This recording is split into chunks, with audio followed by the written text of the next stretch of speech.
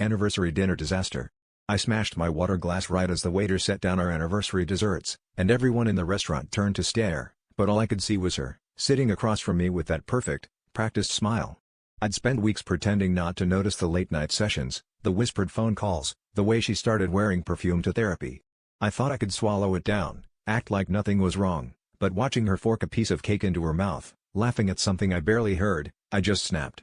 "I know you're sleeping with him," I said, loud enough that a couple at the next table gasped, "and I know you think I'm too pathetic to do anything about it."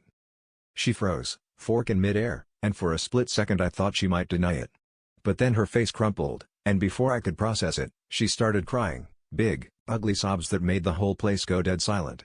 The counselor, of course, had always told us to be honest about our feelings, but I wondered if he'd ever suggested honesty to her when his hands were on her hips. She didn't apologize. She just sat there, sobbing and shaking, and I realized I hated her for making me the villain in my own marriage.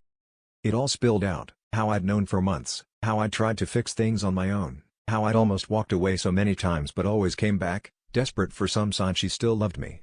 She stared at her hands, mascara running down her cheeks, and whispered, "He says he loves me." I laughed, sharp and bitter, because that was the last thing I needed to hear. The waiter stood awkwardly to the side, holding the check, and I wanted to scream at him to just leave us alone. We left the restaurant in silence, and when we got to the car, she finally spoke. "Did you ever actually love me, or did you just love the idea of fixing me?" The words hit me harder than any confession could. The truth was, I built my whole life around saving her, making myself the hero in a story that was never really about love. The affair wasn't just her betrayal, it was proof I'd been lying to myself all along.